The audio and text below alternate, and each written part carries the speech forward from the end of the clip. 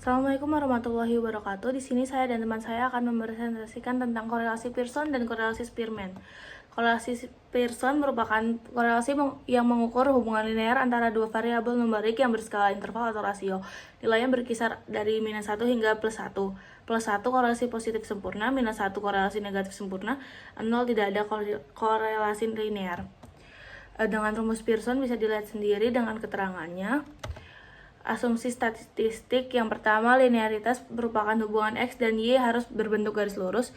Yang kedua, normalitas, data harus mendekati distribusi normal. Yang ketiga, ada homoskedastisitas, merupakan varian residual konstan di semua nilai X. Yang keempat, tidak ada outlier. Outlier dapat mendistorsi nilai RR. Dengan contoh aplikasi studi kasus hubungan suhu ruangan derajat Celcius versus konsumsi energi dalam kWh. Ada tabelnya bisa dilihat.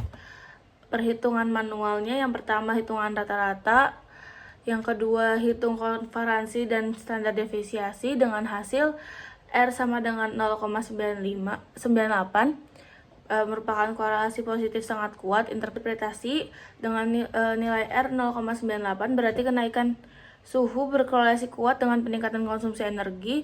Koefisien determinasi R2 banding 0,982 sama dengan 0,960, 982 sama dengan 0,98, yang berarti 96% variasi energi dijelaskan oleh suhu. Selanjutnya akan dijelaskan teman saya. Oke, yang selanjutnya adalah korelasi Spearman. Nah, apa itu korelasi Spearman? Korelasi Spearman atau Spearman Strength Correlation itu korelasi yang digunakan untuk mengukur hubungan monotonik. Apakah satu variabel itu cenderung naik atau turun ketika variabel lain berubah berdasarkan peringkat data. Nah, korelasi ini cocok untuk satu, data ordinal atau non parametrik, dan yang kedua, data tidak berdistribusi normal, dan yang ketiga, data yang memiliki outlier. Nah, rumus dari korelasi Spearman ini adalah P sama dengan 1 kurangi 6 sigma DI kuadrat N dalam kurung N kuadrat dikurangi 1. Pi sama dengan 1 kurangi N dalam kurung N kuadrat kurangi 1, 6 sigma DI kuadrat. Dengan keterangan, DI itu adalah selisih perangkat XX dan YY. Dan N adalah jumlah observasi. Nah, asumsi statistik dalam korelasi Spearman ini, yang pertama, data ordinal atau ranking ini dapat digunakan untuk data peringkat. Nah, yang kedua, tidak perlu normalitas sehingga data itu bebas berdistribusi. Lalu yang ketiga, robust atau kekar terhadap outlier karena menggunakan peringkat. Oke, nah korelasi Spearman ini ada studi kasus di mana hubungan peringkat karyawan itu tadi dengan skill dengan produktivitas unit per hari. Nah, karyawannya ini kan ada 5, A, B, C, D, E. Dengan skill A5, B8, C3, D6, E4 dengan produktivitas Y 18, 30, 15, 25, dan 20. Nah, rank ini itu pastinya adalah rank di korelasi Spearman ini nilai terendahnya itu diberi peringkat pertama. Jadi pertama, lalu yang kedua yang lebih tinggi dan lebih tinggi. Jadi yang peringkat pertama ini adalah karyawan C dengan angka 3, dengan nilai 3.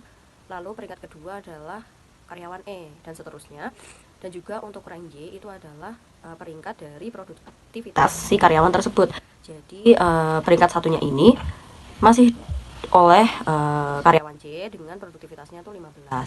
Nah, lalu yang kedua tuh oleh karyawan A karena dia memiliki nilai 18. Dan yang lalu selanjutnya peringkat ketiga itu adalah karyawan E dengan nilai 20. Nah, begitu seterusnya. Lalu DID ini tadi kan adalah selisih dari rank X dan rank Y, di mana didapat rank X 3, Y 2, 3 kurangi 2, 1, 5 kurangi 5, 0, 1 kurangi 1, 0, 4 kurangi 4, 0, 2 kurangi 3, minus 1. Nah, di mana DI kuadrat ini digunakan untuk menghilangkan nilai negatif. Nah, 1 dikuadratkan 1, 0 dikuadratkan tetap 0, minus 1 dikuadratkan 1. Nah, di mana korelasi Spearman ini yang mendekati 1 itu kuat terhadap memiliki hubungan positif atau kuat antara skill dan produktivitas. Semakin tinggi skill, maka semakin tinggi juga produktivitasnya. Nah, dan semakin tinggi skill dan semakin tinggi produktivitasnya ini itu dicapai oleh karyawan A dan karyawan E dengan nilai 1. Dan yang lain adalah 0 atau mendekati minus 1.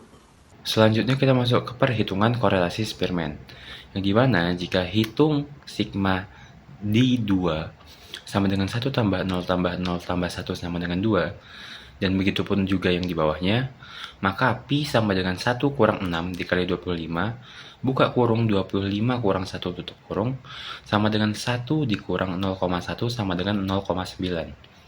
Dan jika pi sama dengan 1 kurang 5, dalam kurung 25 dikurang 1, kemudian 6 kali 2, sama dengan 1 dikurang 0,1 sama dengan 0,9.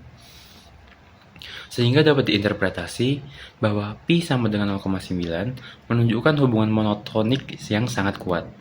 Skill tinggi cenderung memiliki produktivitas tinggi, meskipun hubungan tidak harus linear.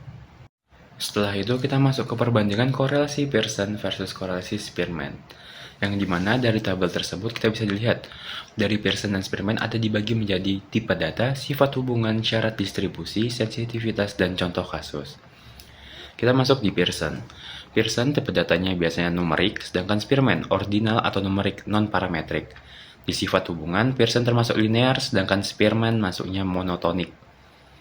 Kemudian di syarat distribusi, Pearson masuk ke normal, sedangkan Spearman biasanya tidak perlu normal. Di sensitivitas, Pearson terpengaruh oleh outlier, sedangkan di Spearman robust terhadap outlier. Contoh kasus di Pearson biasanya tinggi versus berat badan, sedangkan di Spearman biasanya masuk ke peringkat kepuasan versus loyalitas. Setelah dari perbandingan tabel, kita masuk kapan korelasi ini digunakan.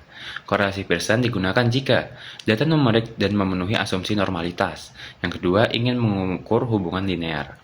Contohnya pada hubungan antara tekanan darah dan usia. Kemudian pada korelasi Spearman, kita digunakan jika data ordinal atau tidak normal, hubungannya tidak linear tetapi konsisten. Contohnya pada hubungan tingkat pendidikan, SD, SMP, SMA dengan pendapatan. Mungkin cukup sekian dari video kami, terima kasih atas perhatiannya. Wassalamualaikum warahmatullahi wabarakatuh.